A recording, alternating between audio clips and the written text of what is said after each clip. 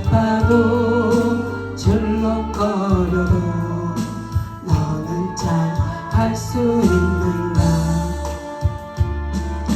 잔잔한 바다의 소풍을 타고 찬양하지 못할까. 비바람 몰아칠 때 그르지 않아.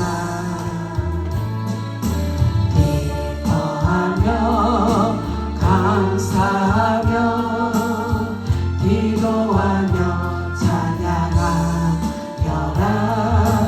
파도를 향해 명령하여라. 파도여 잠잠하라. 파도여 잠잠하여라. 폭풍 속에 달려가다가 낙심하지 말아라. 내 지키시는 너의 하나님 그냥 버려두지 않는다. 슬픔과 괴로움이 닥쳐온데도 찬양하며 살아라. 영원한 생명의 길 예수 따라가는 길. 독수리처럼 날아올라라. 다윗처럼 찬양하여라. 승리를 향해 크게 외쳐라. 파도여 잠잠하라. 파도여 잠잠하여라. 해가 비고 달이 떠내도 너는 담대하여라. 파도 잠재운 우리 예수님 너를 도와 승리하리라는. 하늘이 무너지고 땅이 꺼져도 찬양하며 섬겨라. 하늘의 천군 천사 너를 지켜주리라. 두려워 마라. 놀라지 마라. 내가 너와 함께하리라. 파도를 향해 크게 외쳐라. 파도여 잠잠하라. 파도여 잠잠하여라. 휘몰아치는 파도 위에서 산소할 수 있는가. 죽음의 파도 출렁거려도 너는 찬양할 수 있는가. 잔잔한 바다의 순풍을 타고 찬양하지 못할까.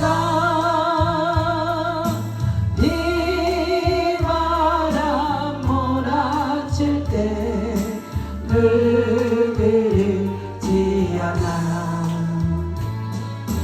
기뻐하며 감사하며 기도하며 찬양하여라. 파도를 향해 명령하여라. 파도여 잠잠하라. 파도여 잠잠하여라. 폭풍 속에 달려가 방심하지 말아라. 늘 지키시는 너의 하나님 그냥 버려두지 않는다면 슬픔과 괴로움 닥쳐온대도 찬양하며 살아라. 영원한 생명의 길 예수 따라가는 길 독수리처럼 날아올라라.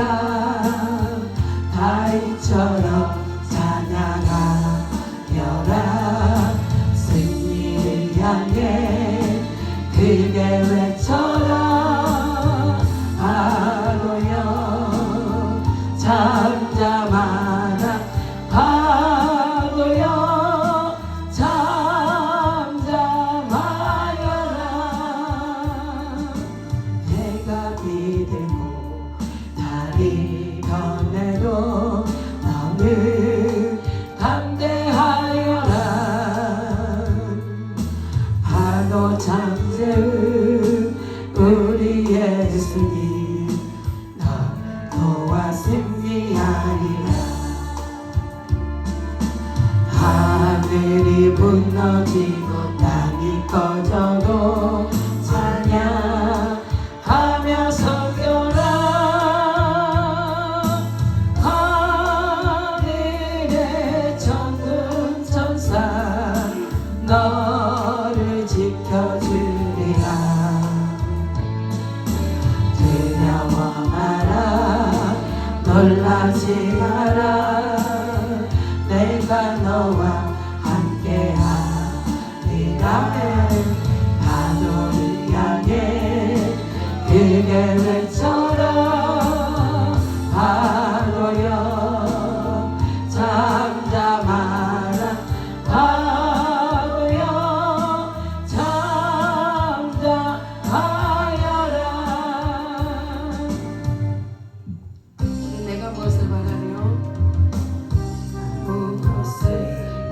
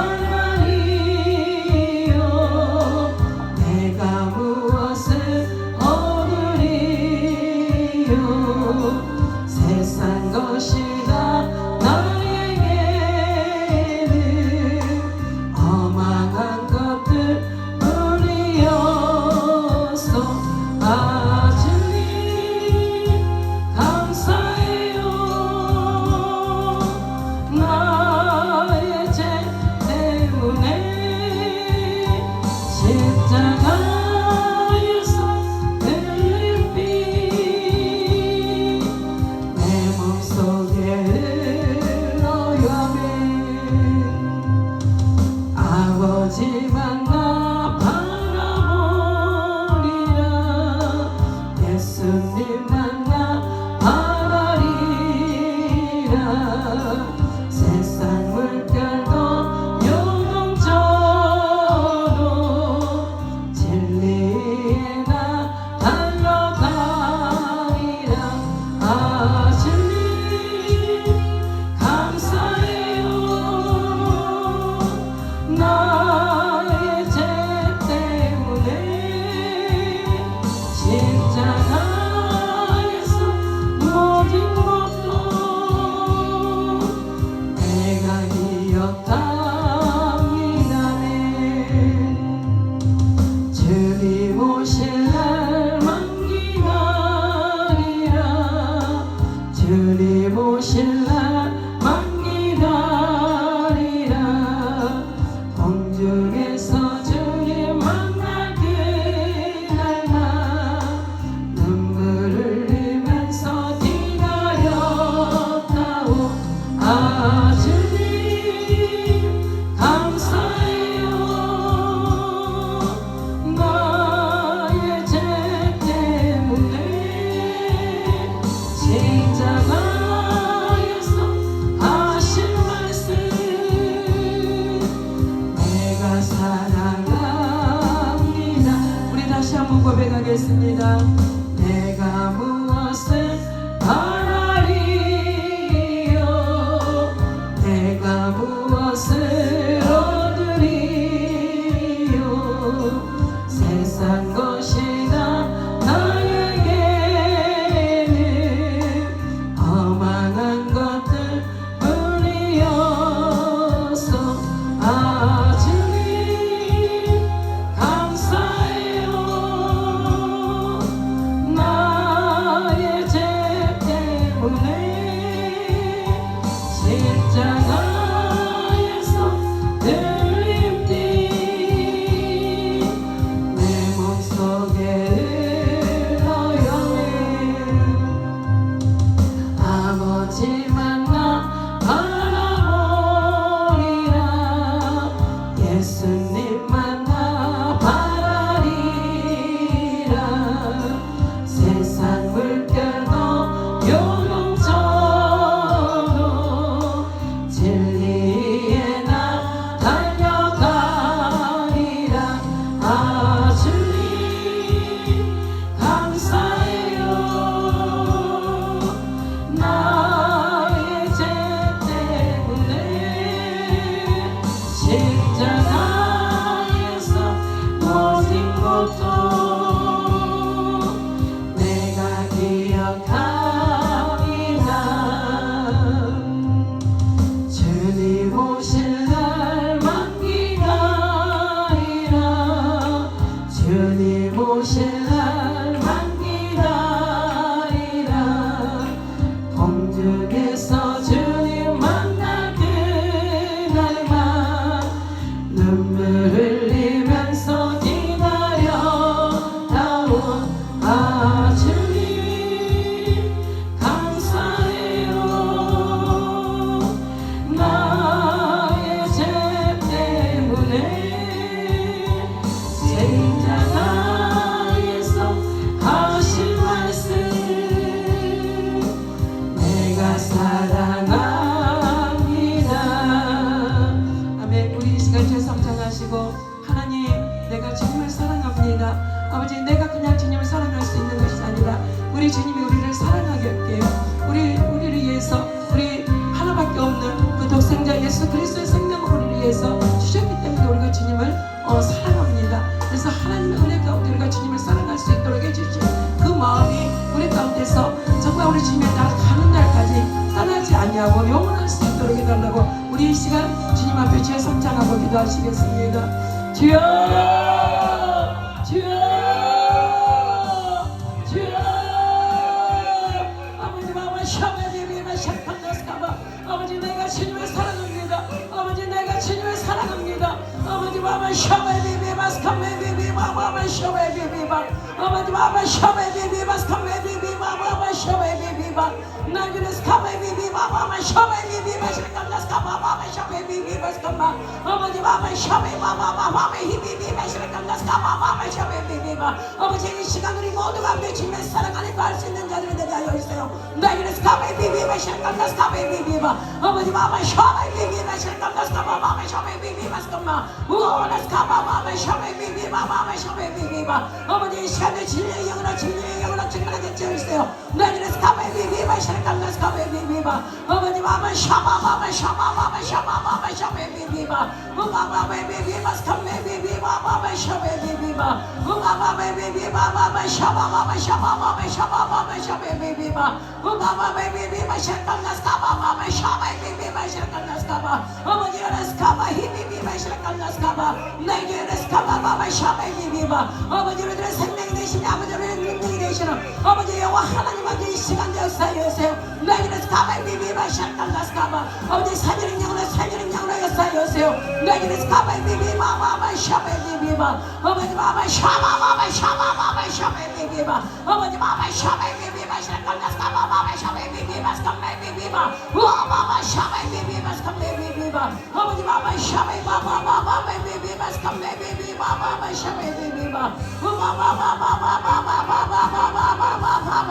마마 샤메 비비바 스카메 비비바 마마 샤메 비비바 아버지 마마 샤메 마마 비비바 마마 샤메 비비바 아버지 마마 샤메 마마 비비바 시간다스 카마 아버지 마마 샤메 비비바 시간다스 카마 마마 샤메 비비바 아버지 마마 샤메 마마 비비바 마마 샤메 비비바 나그네스 카메 비비바 아버지 성령 불러 성령 능력으로 우나스 카메 비비바 샤카나스 카마 마마 샤메 비비바 아버지가 사람의 심령 택하여 주세요. 아버지 마마 샤메 비비바 스카마 마마 샤메 비비바 샤마 마마 샤마 마마 샤메 비비바 스카마 아버지 마마 샤메 비비바 아버지 예배를 방해한다는 말씀들 예수님을 갈가시고 온전히 제 영으로 충만하게 보세요. 아버지 나라스 카마 히비비바 샤카나스 카마 우오라 샤카나스 카마 비비바 아버지 우리는 주과 예수와 사는 게 아니라 역사를 나타나게 하여 주세요. 나그네스 카마 비비바 아버지 이 시간에 복음의 능력이 되게 하시는 하여 주시옵소서. 아버지 마마 샤메 비비바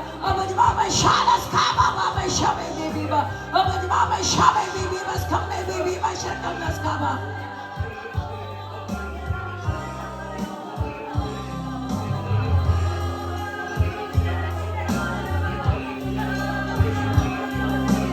나의 죄 때문에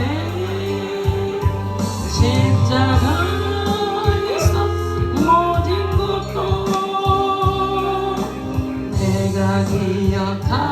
기억합니다. 주님 오실 날만 기다리라. 주님 오실 날만 기다리라. 공중에서 주님 만날 그날만 눈물 흘리면서 기다려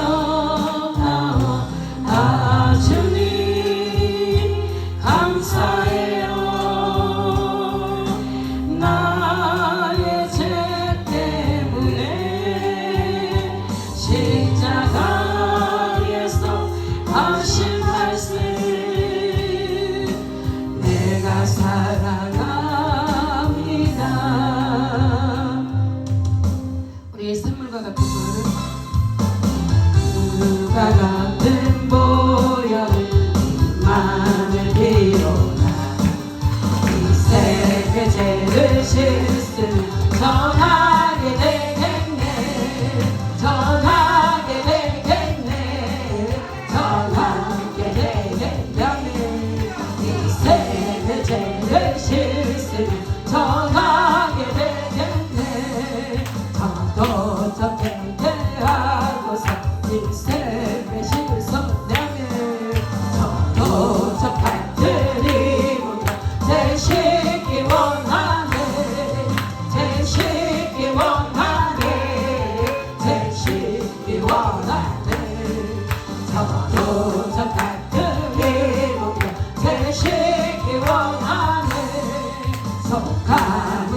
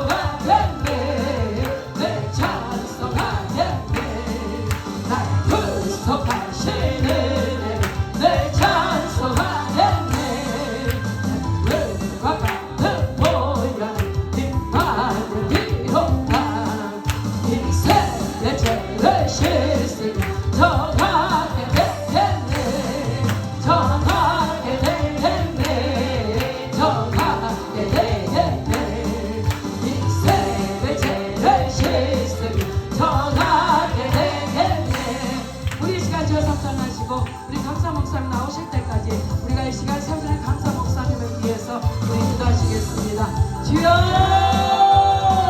이 시간 우리가 하나 된 마음으로 주님 앞에 나오게 하심을 감사드립니다. 하나님,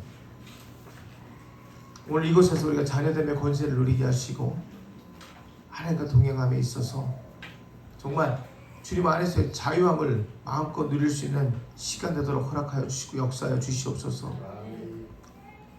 정말 주님 안에 있는 그 모든 것들이 내 안에 풍성이 채워졌을 때 이제 하나님 정말 내 입술에서 진심으로 주님을 찬양하고 기뻐하는 아버지 그 놀라운 증거들이 이곳에 쏟아져 나올 때 문제가 해결되고 아버지 모든 질병이 치유받는 역사가 동일하게 임할 것을 믿고 감사드리오며 예수님의 이름으로 기도드렸습니다. 아멘. 할렐루야.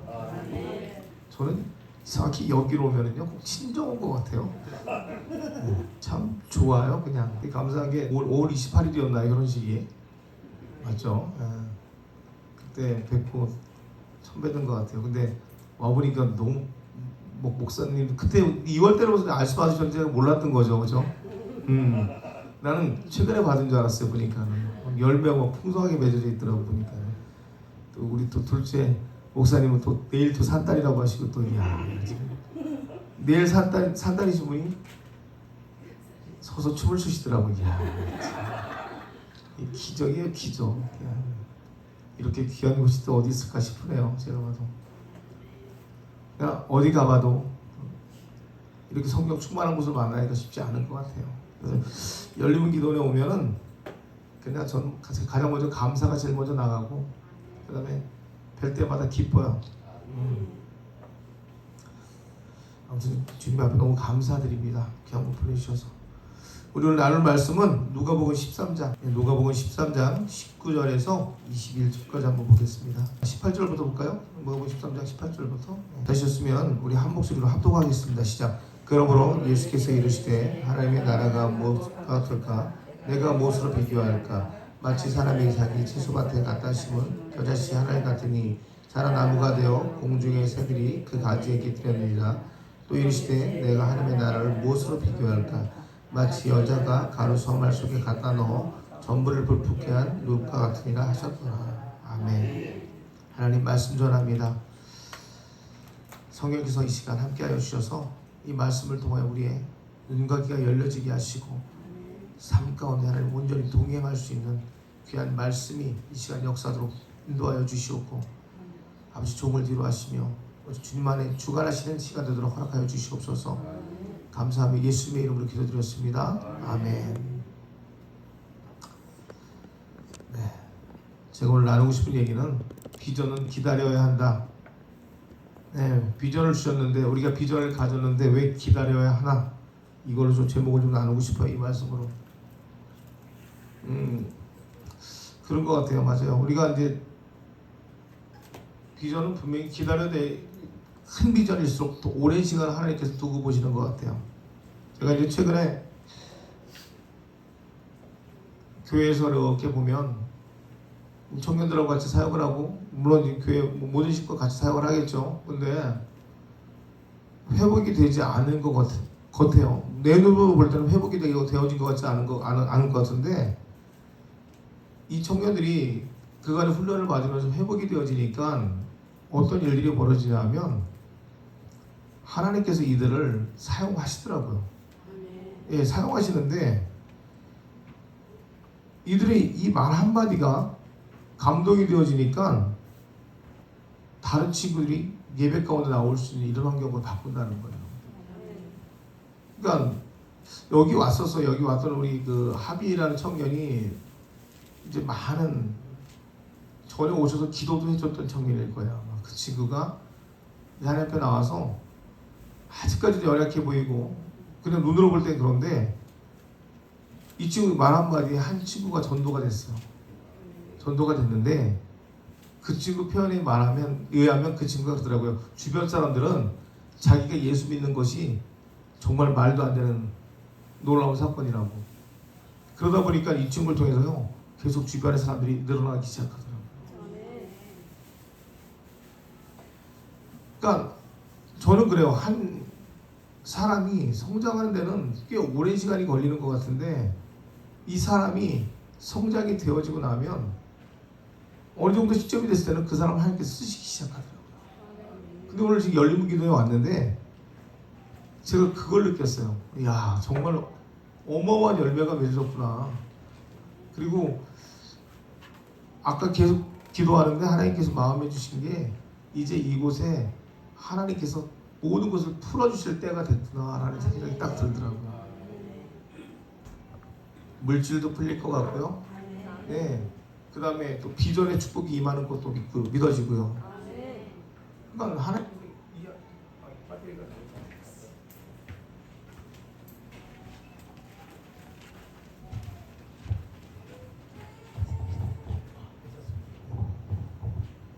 가끔 이래야지 또 제가 좀 잠깐 쉬죠. 네.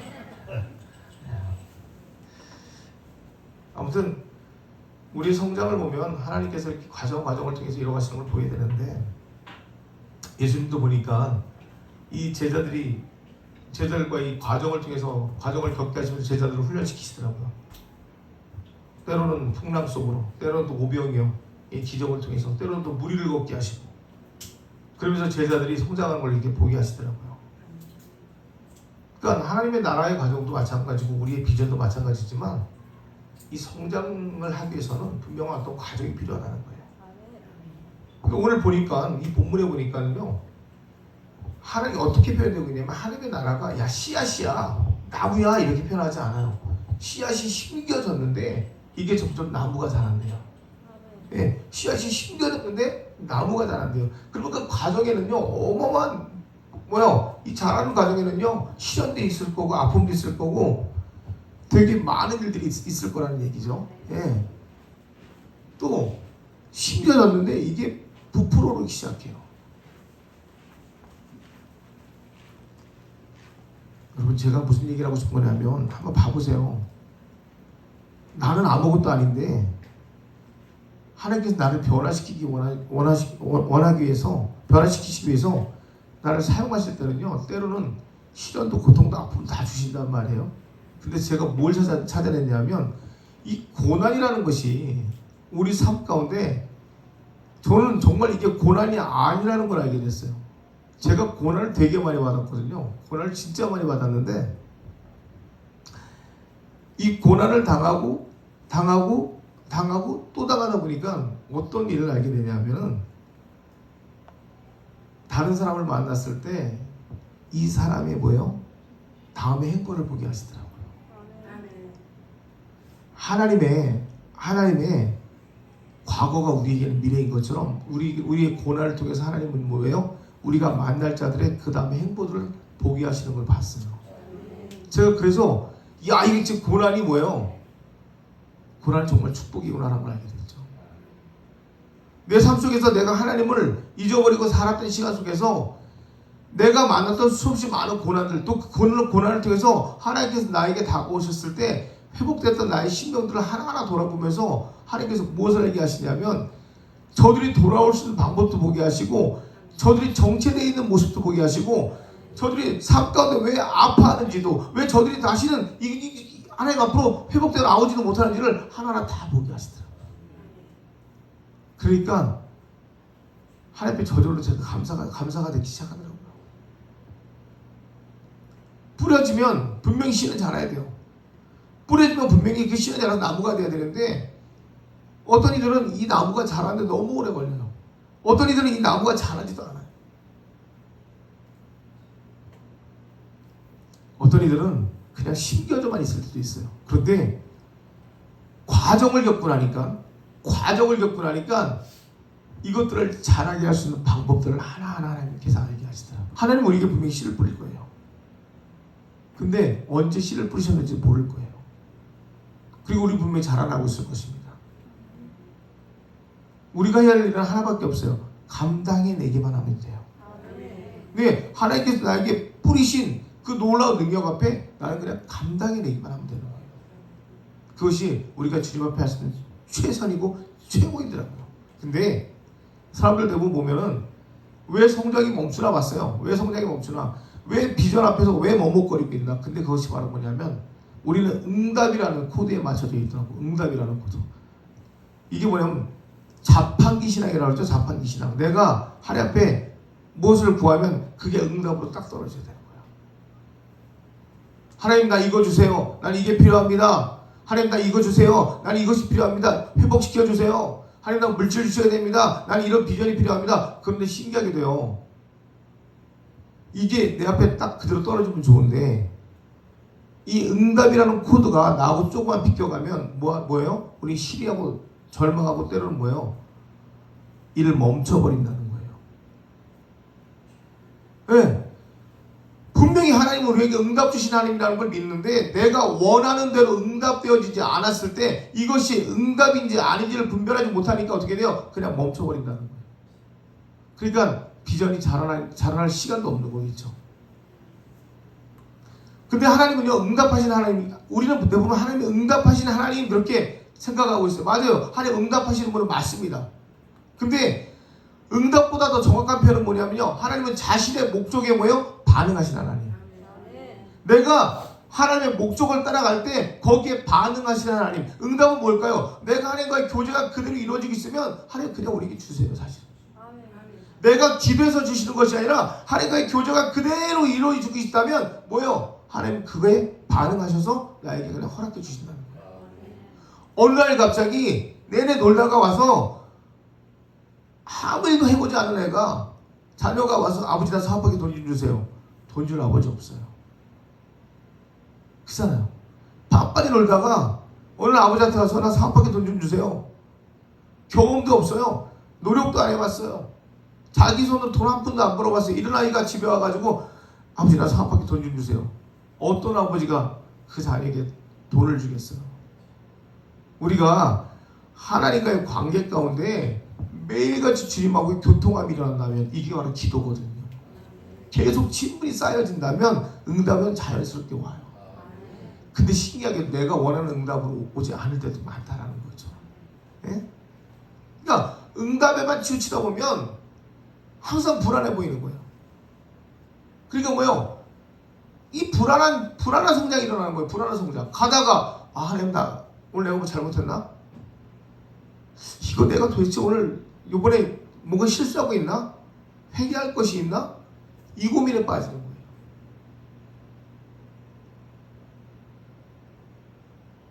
내가 생각하는 응답이 없을 때 멈춰선다는 것은요, 여러분, 우리가 뿌려진 씨앗의 몫이 아니고 뭐예요? 자라게 하는 역할까지도 감당이 되는 거예요. 자라게 하시는 분 하나님이신데 내가 가다가 응답이 없다고 내가 멈춰선다는 얘기는요, 나는 뿌린 자에서 끝나는 것이 아니라 뭐예요? 자라는 역할까지도 내가 감당해내겠다는 거란 말이에요. 그러니까 하나님의 뜻을 온전히 이해하지 못하죠. 하나님 나 1억만 주세요 사업하게. 아니 하나님 나 10억만 주세요 사업하게. 나 이 정도 고난 받았으면 하나님 나 쓰셔야 되지 않습니까? 하나님 분명히 나에게 사업의 영역을 넓히신다 그랬고 응답해 주신다 그러지 않으셨습니까? 그럼 나에게 분명히 약속하신 10억을 주세요 하나님. 근데 나한테 10억이 오지 않아요. 근데 응답이 없다고 생각해요. 근데 하나님 다른 방향을 쓰시겠죠. 네가 가지고 있는 달란트를 봐. 네가 가지고 있는 달란트는 물건을 잘 팔 수 있는 재주야. 근데 그 10억을 만들 수 있는 기술은 누가 갖고 있냐면 정화영 목사가 갖고 있어. 넌 그 사람을 찾아가봐. 그 사람이 만든 그걸 가지고 네가 팔면 넌 10억을 벌 수 있을 거야. 우린 여기까지 바라보지 않는 거죠. 내가 원하는 응답, 하나님 나에게 10억을 주셔야 됩니다. 하나님 10억을 줘야 하나님 건축합니다. 10억을 줘야 하나님 내가 세계 성령을 감당합니다. 나는 10억을 줘야 이만큼 사회의 영역을 감당하는데 하나님 그 10억을 나에게 주지 않으면 나는 못합니다. 근데 이게 응답이 없어요. 왜요? 내가 가진 달란트는 뭘까요? 이 10억을 만들어낼 수 있는 달란트는 없는 거예요. 만들어진 것을 갖다가 내가 재사용할 수 있는 달란트가 있는 거죠. 그럴 때 하나님 무엇을 붙일까요? 바로 사람을 붙여주시는 거예요. 그럼 내가 방향을 바꿔야죠. 하나님 혹시 나에게 사랑을 붙이지 않으셨습니까?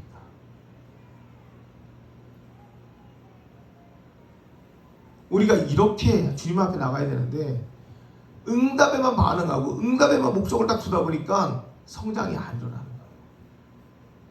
그러니까 매번 내가 원하는 것, 나만 주인공이 되고 싶은 거죠. 하나님 나를 주인공으로 부르셨어요. 주인공으로 쓰세요. 무대 중앙에 세우시겠대요. 근데 이 무대 중앙에 나를 세우시기 위해서 필요한 사람이 있대요.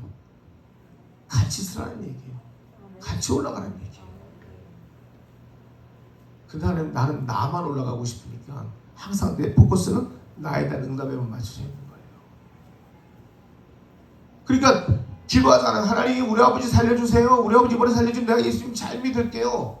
하나님 그 사람을 살려서 이를 예수님을 잘 믿게 하는 것이 아니라 그 아버지가 돌아가시고 나서 뭐예요? 더 많은 사람을 살리기 원할 때도 있다는 거죠. 우리 중심이 어떻게 바뀝니까? 큰 교회를 중심으로 하나님은 세상을 이끌 거라고 생각하잖아요. 아니면 잘난 사람들을 중심으로 하나님께서 세상을 이끌어갈 거라고 생각하잖아요. 아니에요.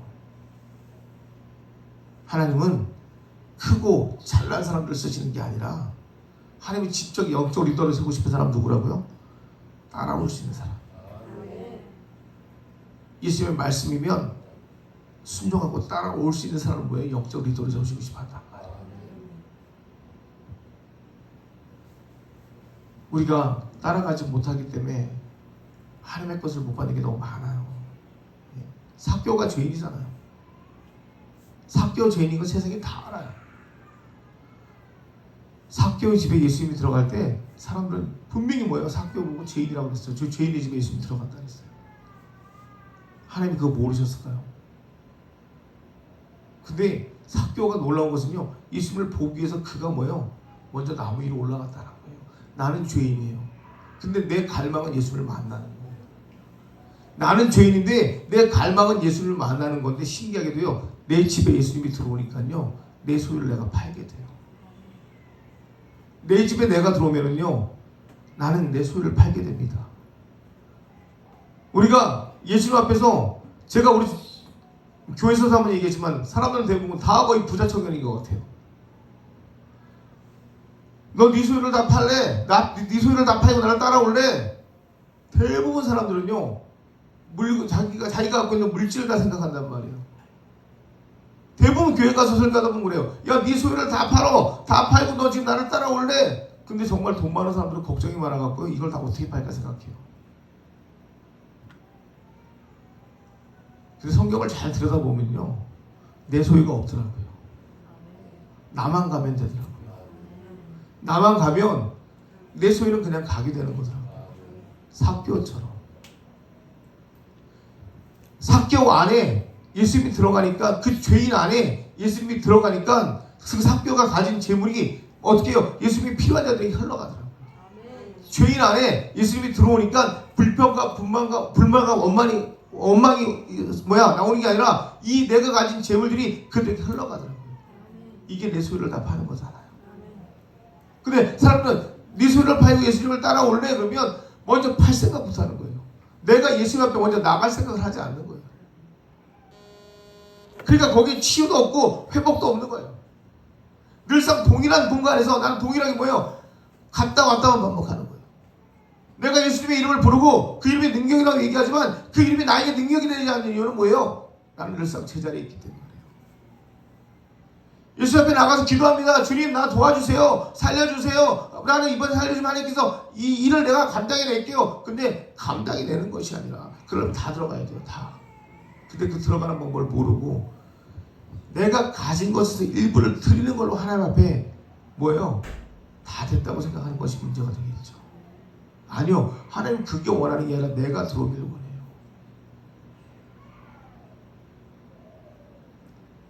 진짜 부정한 예물이 뭐냐면요, 거룩한 척하고 할 수 없이 드리는 예물이 아마 부정한 예물이 아닐까 저는 생각해요.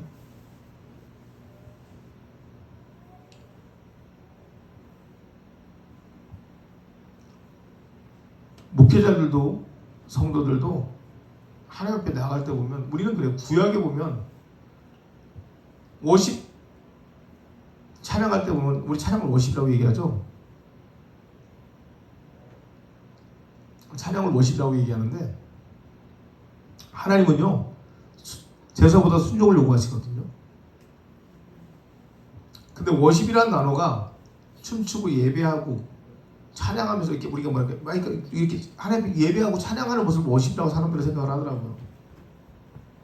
그리고 구약의 제사 방식이 지금이 다 없어졌다고 생각을 하더라고요. 제가 이야기를 왜 드리냐면 진짜 워십이라는 단어가 언제 쓰였냐면 아브라함이 자기 아들을 데리고 모리아산에 올라가서 제사를 지내기 직전 하나님 앞에 제물 드리기 직전에 사용했던 단어가 워십이에요.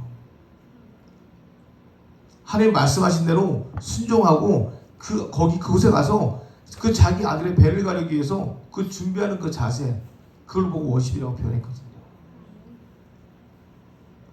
진짜 워십은요 내가 하나님 앞에 순종되어질 때 그게 정말 찬양이고 예배가 되는 거거든요. 우리가 노래하는 것이 찬양이 아니고 내가 하나님 앞에 순종되어지고 예배하게 되면은요 거기에 순종 예배할 때 뭐예요? 내 마음에 기쁨이 오고 감사가 오기 때문에 자동적으로 뭐예요? 찬양이 나가게 되거든요. 그때 준비하신 하나님을 만나게 되면 나는 더 기쁘기 때문에 내 온몸이 찬양하게 되는 거거든요. 이 제사도 마찬가지예요.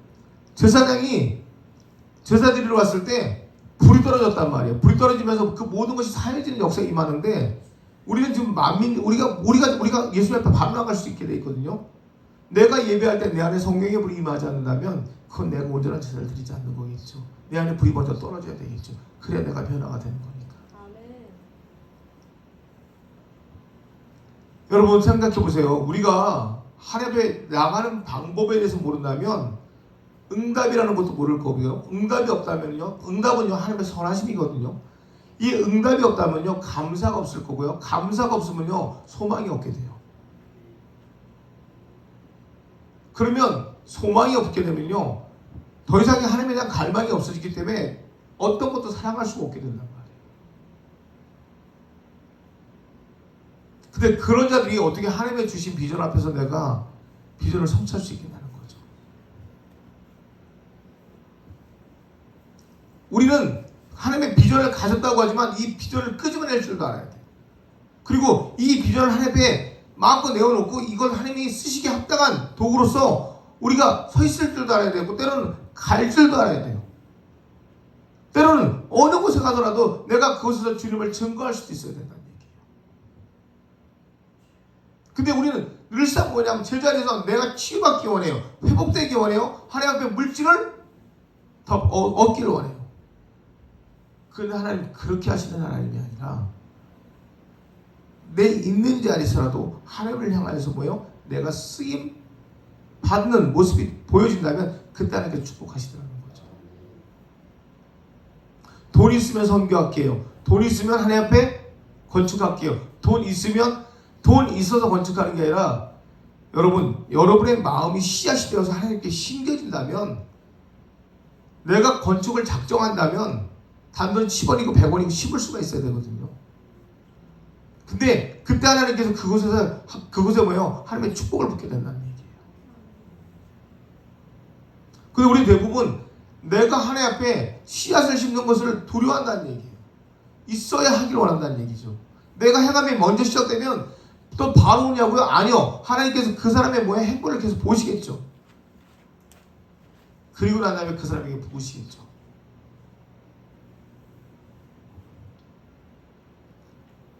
우리 교회 청년들 아니요. 우리 교회 청년뿐이 아니라 어느 교회 청년들 마찬가지일 거예요. 저는 그냥 저희 교회 청년들을 그냥 비전이라고 불러요. 제 나름대로 기도할 때 제가 하나님 우리 교회 비전이라고 부르면서 기도를 하는데 남들이 보면 되게 보잘것 없어 보일 것 같아요. 근데 제가 어디서 놀라게 됐냐면 제가 이번에 책을 쓰게 되는데 저는 막 정리되지 않은 글이겠죠. 왜냐하면 제 설교 같은 거니까.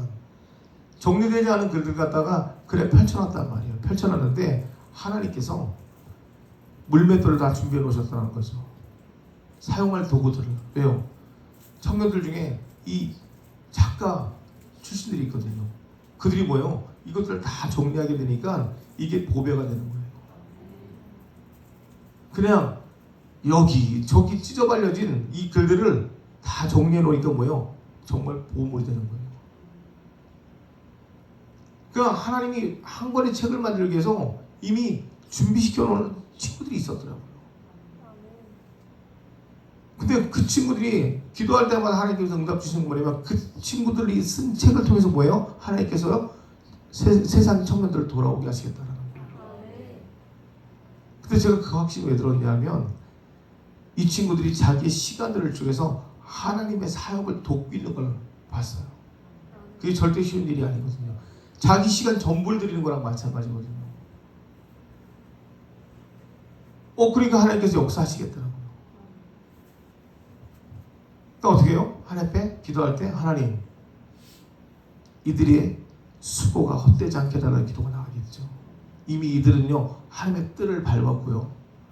하나님 뜰 안에서 하나님의 백성으로서 뭐예요? 그릇을 다 만든 자라고 제가 고백하겠죠. 그때 하나님께서 그들에게 보여주는 축복은 그들의 비전을 선포하는 대로 될 거라고 저는 믿어져요. 요즘에 청년들이 어떤 청년들이 부흥회 갈 때 다 따라오겠습니까? 어떤 청년들이 목사님 설교 만들겠다고 다 달라붙어가지고 3시간이 아니에요.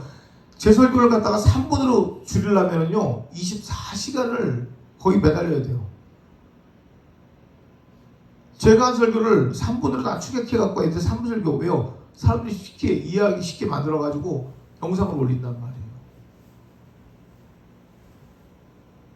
부흥회 같은 데 갔다 오면 이걸 영상대로 다 만들어가지고 또 다 올려줘요. 그렇게 자기가 헌신하고 수고한 친구들이 그렇게 많지 않거든요. 또 목사님이 야 이번에는 부흥회 가서 우리가 할 일이 많으니까 가서 찬양 한번 하자 하면 애들 다 따라오는 휴가 내고 다 따라오는 거예요.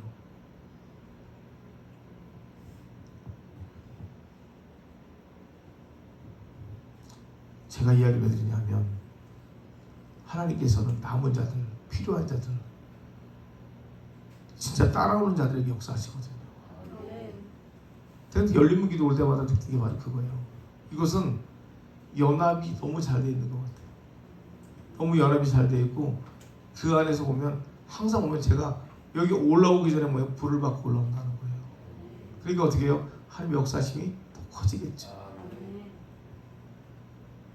사실 자제분들을 이렇게 목회자로 다 만드는 목사님 몇 분 계실까요?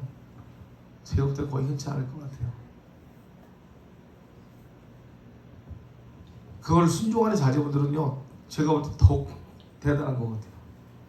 이 길이 쉬운 길도 아니고 남들은 세상 말로 때려 죽여도 가라라도 안 가는 길인데 이걸 순종하고 온다는 것 자체가 얼마 제가 그랬거든요. 때려 죽여도 안 올라 그랬거든요. 20살 때 부르심 받아서 어떻게 하면 이 길 안 갈까 싶어갖고 요리 빼고 저리 빼고 한 20년 제가 돌아다녔거든요. 20년을 빙빙빙빙 돌다가 하나님 앞에 맞을 대로 다 맞고 훈련 받을 거 다 받고 거꾸로 온 거죠. 목회자가 돼서 훈련 받은 게 아니라 목회자가 되기 전에 훈련 다 받고 저는 이제 목회자가 된 케이스가 된 거죠. 6번의 죽을 고비를 넘기고 죽을 고비라는 게 뭐 딴 사람한테 이렇게 죽을 어떤 고비를 넘은 게 아니라 뭐 사고 이런 게 아니에요. 제가 자살하려고 했던 충동만 6번인 거예요. 제가 스스로 제 목숨을 끊으려고 시도한 게 6번이고요. 사실은 꼴통이었죠. 세상으로 보면 완전히 꼴통. 그랬죠. 그러다가 또 사업한답시고 남이 일 도와주다가 귀도 한번 잘릴 뻔 해봤죠. 그런 데서도 피하게 하셨죠. 큰 물질을 벌게 하셨지만 이 큰 물질을 관리하지 못하니까 어떻게 돼요? 금방 또 송사에 끌려가가지고 되도 않은 누명을 써가지고 송사로 고생하게 하시죠. 근데 그때마다 하나님은 저를 버리지 않으시고 만나주시더라고요. 꼴통이가 완전히 꼴통이었죠. 왜냐면 하나님 일 안 하고 싶으니까 이리 갔다가 저리 갔다가 세상이 좋아서. 하나님의 비전이 저에게 분명히 20살 때 임했는데 저는 이 비전을 발견하지 못했거든요. 근데 저에게 비전은 뭐냐면 세상에서 가장 멋진 차를 타고 가장 있어 보이는 세상 말로 가오잡는 이런 모습이 저에게는 비전이었거든요. 그런 거 있잖아요. 차 이렇게 타고 다니면서 한쪽에다 손 딱 얹고 좋은 차 타고 다니면서 담배 피는 모습, 이런 멋있는 이런 영화에서 본 이런 모습들, 이런 헛된 모습이 제가 꿈꾸던 거였는데 물질도 많이 벌게 하셨고 관계도 많은 관계를 주셨어요. 그런데 신기하게도 하나님이 하나님 자리로 저를 부를 때는요, 그 관계들을 어떻게 해요? 다 쳐내리시더라고요. 그러니까 사업이, 제가 앞에 사업이 있고 뒤에 사업이 있어요. 앞에 사업은 제가 신학을 하기 전, 뒤에 사업은 제가 전도사 시절 때 하나님께서 너 그 사업 다시 한번 해봐라, 그래서 했던 사업. 근데 앞에 전초전 사업은 재밌었어요. 재밌다는 얘기는 뭐냐면 그냥 제 거라고, 저에게 딱 맞는 사업인 줄 알았어요. 그러니까 얼마나 재밌겠어요. 가는 곳마다 대접받았죠. 가는 곳마다 뭐 세상 말로 좋은 거 다 먹고, 산의 진미 다 먹고, 좋은 거 다 즐기고, 좋은 차 끌고 다니고, 얼마나 행복했습니까? 돈 잘 들어왔죠. 그러니까 이 앞에 사업 때는 괜찮았어요. 그냥 그런 대로. 근데 이게 무너지고 나서 제가 신학을 갖고 난 다음에 전도사 시절 때 하나님께 두 번째 제가 했던 일을 다시 한번 해보래요. 그때는 제 머릿속에 뭐예요? 모든 기억이 없어졌을 때요. 저는 재물을 전문적으로 했던 사람인데, 재물을 전문적으로 했던 사람이 뭐예요? 이 사업 계획서뿐만이 아니라 재무제표가 머릿속에서 다 지워져 버렸어요. 사람들은 안 믿더라고요. 근데 제가 시작하는 동안에 하나님께서 제 머릿속에 모든 지식을 다 빼버린 거예요. 그러니까 바보가 된 거예요, 남들로 보면. 근데 제가 부교육자로 들어가서 사역을 하는데 오늘 기도 중에 거기서 어떤 일이 벌어지냐면, 제가 이제 청년부 사역을 했어요. 중고등부 사역을 했는데,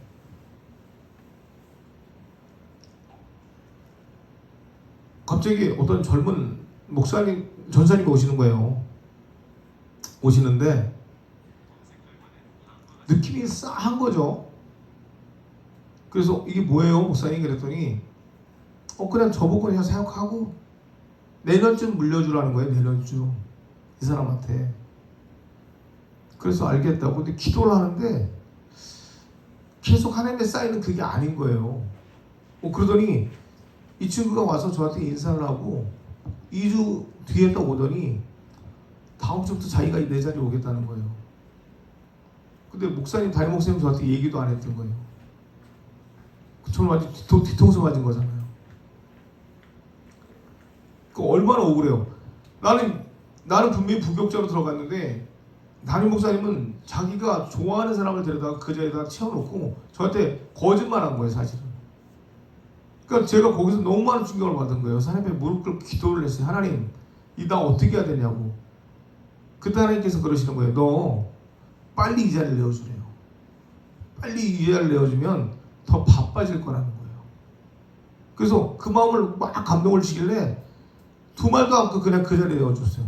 그 자리를 내어주고 난 다음에, 그리고 난 다음에 하나님께서 기도하는데, 야, 너 예전에 했던 일 다시 한번 해볼래? 그러는 거예요, 저한테.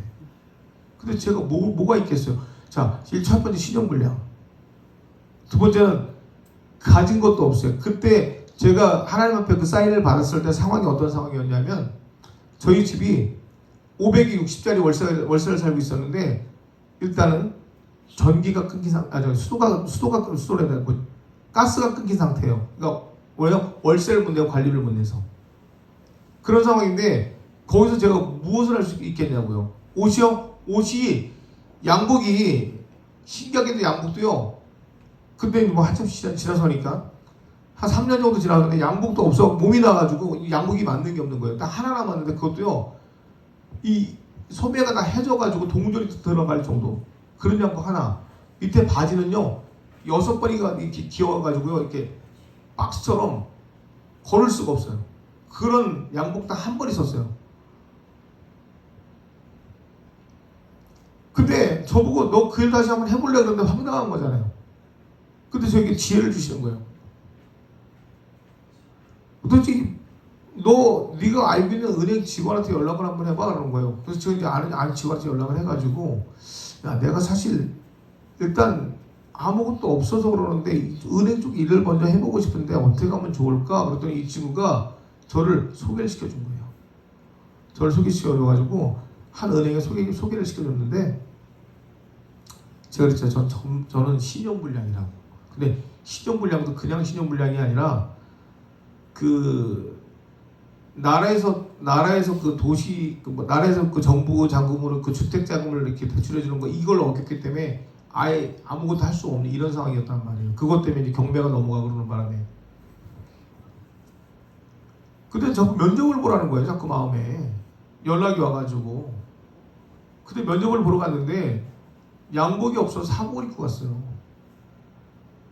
그때 팀장 면접이었는데 제 얘기를 한참 듣더니 신용불량 안 됩니다. 은행은 신용불량이 안 돼요. 취업이.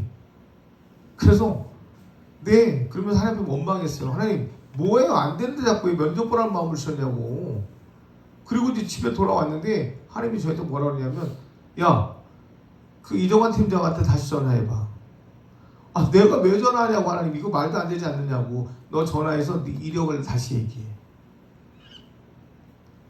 그러니까 제 이력을 상세하게 제가 했던 일들을 다시 다 이야기하라는 거예요. 그래서 전화로 이야기를 했더니요. 잠깐 나와 보실래요? 그러는 거예요. 나갔습니다. 나갔는데 그때 이제 어떤 은행에 영업으로 들어가게 되는데 그게 정식 코드가 안 나오니까 그때 퇴사를 한 직원이 있었고 이 퇴사를 한 직원의 코드를 써서 일단 일을 한번 해보라는 거예요. 저한테. 그래서 그 은행을 들어가게 된 거예요. 들어가게 됐는데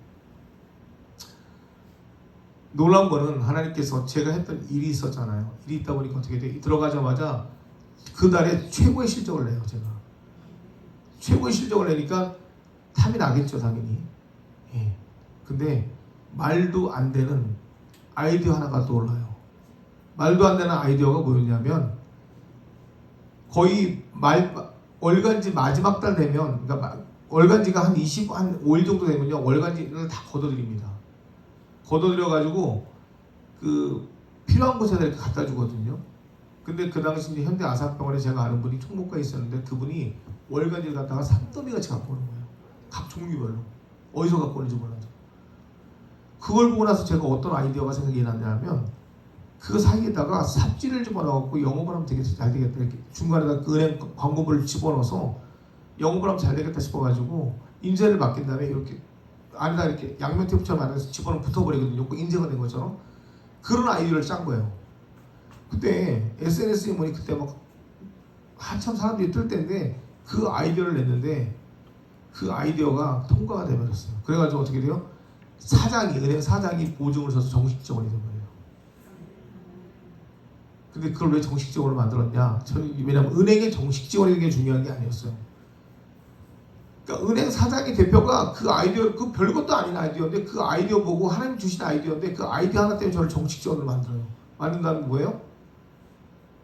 그때 저희가 딱 정식 직원이 되고 난 다음에 쫓겨나게 생긴 거예요. 주인이 저희 집에 와서 저희 아내에게 막말을 할 정도로 저희 6번째 아이를 가졌을 때 막 막말을 하고 욕을 할 정도로 그렇게 이제 끝에까지 몰렸을 때 그 일이 벌어진 건데 저보고 그 일을 막아라 그래서 제가 주인한테 전화해서 그랬어요. 저희 아내가 지금 임신 중이니까 앞으로 하실 말씀 있으면 저에게 해달라고.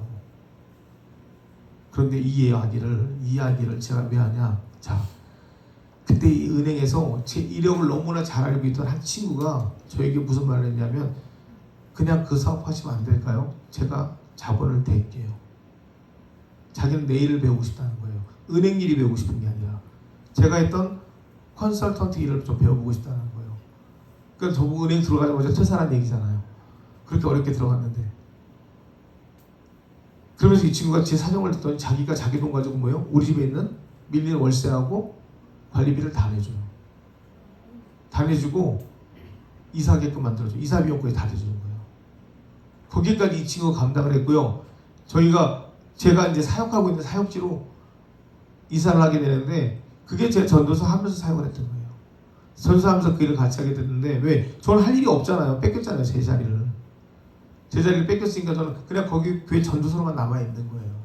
근데 하나님께 저에게 뭘 주냐면 세계 선교를 감당하라는 마음을 줬기 때문에 그 당시에 뭐예요? 월급 20만 원 받았을 때 이미 뭐예요? 제가 선교를 시작했던 거예요. 다 털어가지고. 그러니까 20만 원 받았는데 한 전사님이 자기 20만 원을 저에게 주더라고요. 주면서 자기는 그걸 좀 넉넉하니까 쓰시라고. 그래서 제가 20만 원을 다 온 것 중 하나 앞에 선교 헌금을 선교를 했어요. 라오스. 그때 이제 우리 여기 권사님 참여하시고 어떤 전사님 한번 참여하셔서 50만 원을 라오스로 보내기 시작했던 거예요. 그러니까 그때 왜 그 마음이 들었는지 몰라도 하나님께서 그때 선교센터를 딱 만들게 하신 다음에 그 선교를 시작하게 하시더라고요. 그러니까 그렇게 이게 하나님의 비전이 딱 선포되어지니까 뭐예요? 일들이 풀려나가는 거예요. 다 풀려나가는 거예요. 그래서 그 친구를 통해 갖고 4평짜리에다가 선교센터 사무실을 내요. 지하에다가. 우리 사무실 겸. 야, 처음에 너무 리스크했으니까 가지 말자. 근데 하나님 거기서부터 들어가자마자 1억이라는 돈을 벌게 하시더라고요. 좀 지나서 30평, 강남 30평으로 옮기더라고요. 강남 30평으로 옮겨가지고 거기서 정확하게 1년 6개월인가 있었어요. 근데 제 입으로 무엇을 선포했냐면 우리 회사에서는 대한민국의 최고의 권위 있는 사람들이 들어와서 여기 직원으로 들어올 것이고 그 사람들 통해서 하나님이 일할 거라 그랬거든요. 근데 정말 정확하게 저를 알고 있던 은행 직원이 와서 맨날 그랬어요. 형님 맨날 거짓말 하시고 뭐예요? 언제 들어와요? 언제 들어와요? 계속 그랬거든요. 걱정하지 마. 들어올 거니까. 제가 이 믿음을 선포했는데 1년 6개월 만에 하나님이 어떤 일을 벌이시냐면 제교라는 자동차 아시죠? 그 제교의 아시아 부사장이었던 사람이 우리 회사 전무로 들어와요. 또 삼성에서 사람들을 이렇게 교육시키는 교육센터 이사가 있어요. 그 사람이 우리 회사에 또 이사로 들어와요. 저희 회사 크지 않았습니다. 상당히 작은 회사인데 그 사람들이 먼저 오렌지가 되었고요. 저희 회사에 직원으로 들어오기 시작해요. 그리고 어떻게 되냐? 회사가 바로 강남에 80평짜리로 이사를 하게 돼요. 거기서 하나님께서 매출액 얼마까지 끌어올리냐면 저희가 900억. 네. 그러니까 저희는 이제 자산관리 쪽이니까 900억이 큰 돈 아니지만 900억까지 끌어올려요. 근데 거기서 하나님께서 저를 하나님 말씀에 딱 한마디 제가 어겼거든요. 하나 딱 어겼어요. 어떤 일을 진행하는데 하지 마. 분명히 계속 저한테 하지 말라고 하셨거든요. 근데 일이 너무 잘 되는 거예요. 제가 그만둬야 될 이유가 없다는 생각이 들었겠죠.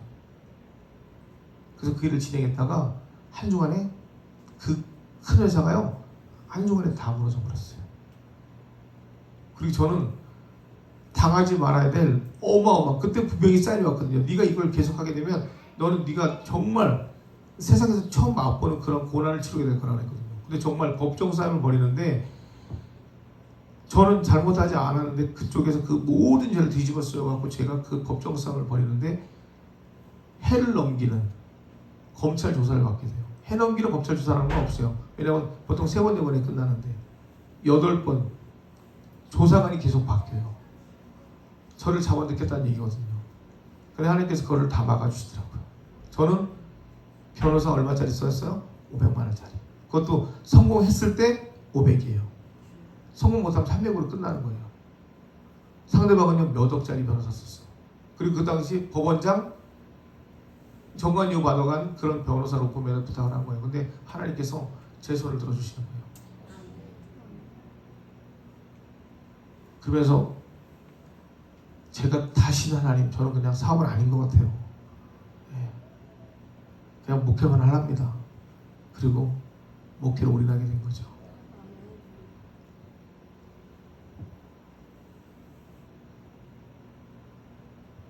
우리가 진짜 리더가 되기 위해서 분명한 대가는 지불해야 돼요. 대가가 지불되어질 때 하나님께서 뭐요? 그 비전에 알맞는 아이디어를 주시더라고요. 대가가 지불되지 않으면 하나님 절대 그 비전에 알맞는 아이디어를 주지 않으시더라고요. 기도원처럼 기도원에게 사자가 나타나서 야, 너가 큰 용사라고 얘기했을 때 기도는 먼저 예물 드렸거든요. 그것처럼 예물 드리라는 얘기가 아니라 내 소유에 있는 것들이 먼저 하나님 앞에 드려질 때 하나님 나에게 역사하기 시작하더라고요. 그냥 하나님께서 나를 이끄시는 게 아니라 내가 하나님 앞에 나가려고 할 때는요, 하나님께서 분명히 내 소유된 것들을 갖다가 먼저 하나님 앞에 내려놓기를 원하신다는 얘기예요. 그때 비로소 내가 하나님의 비전을 볼 수 있는 눈이 열리기 시작하게 되는 거예요. 제가 제 것이라고 생각했던 것들을 다 버리고 그냥 올인하기 시작하니까 그다음부터 하나님 차라리 저에게 맞는 목회를 이끌어 가시더라는 거죠. 목회가 더뎌지고 사역이 더뎌지고 이런 게 아니라 그런 과정에서도 그렇게 많은 고통을 치르는 과정에서도 뭐예요? 하나님께서 교회를 개척을 시켜버리시더라는 거예요. 도리어 내가 그 고난 가운데 하나님을 더 찾고 하나님 앞에 나가서 무릎 꿇고 회개하면서 진짜 이게 내가 하나님의 사람으로서 살아야 될 길이라는 걸 알아내니까 하나님이 그 송사를 치르는 과정 가운데 뭐예요? 하나님께서 교회를 개척을 시키시더라니까요. 그냥 개척도 시킨 게 아니에요. 그냥 교회를 바로 주신 게 아니라 저를 한 번 정도 시험해 보시는 것 같더라고요. 뭐예요? 제가 교회를 사무실, 요만한 사무실 한 칸에서 개척을 시작했는데 그게 저는 그 개척을 말하는 게 아니에요. 이 사무실에서 쫓겨납니다. 쫓겨나고 나서 오갈 데가 없어져요. 다른 교회에서 3개월간의 더부살이를 해요. 다른 교회 예배에 들어가서 우리 모여있는 성도들을 데리고 다른 교회 예배에 들어가서 더부살이 예배를 드려요. 3개월 동안에 난 그래도 하나님 앞에 뭐요? 내가 하나님 나는 교회에 대해서 하나님의 이 교회를 세우는 것에 대해서 버리지 않는다는 마음이 확고하니까 하나님께서 계속 뭐요? 저를 이끌어 가시더라고요. 그러니 나올 수 없는 곳에서 물질이 나오게 하시더라고요. 내가 주님을 나에게 주셨던 그 사명 앞에서 내가 주님을 붙잡고 놓지 않으니까 하나님 뭐야? 나를 그냥 쓰시는 거예요. 어렵고 힘들어도 매일 저녁마다 기도원에 가서 밤새도록 기도하면서 눈물 뿌려 기도했을 때 하나님께서 모든 증거들을 보여주시면서 제 길을 그냥 가게 하시다는 거죠. 내 것 다 내려놓고 다 포기하고 그냥 하나님 앞에 딱 서게 되니까 이게 무엇이든 상관없이 어떤 대적함이든 상관없이 몰려오는 대로 다 하나님 앞에 맡기고 가니까 하나님께서요 결국은 그 일을 이뤄내시더라고요.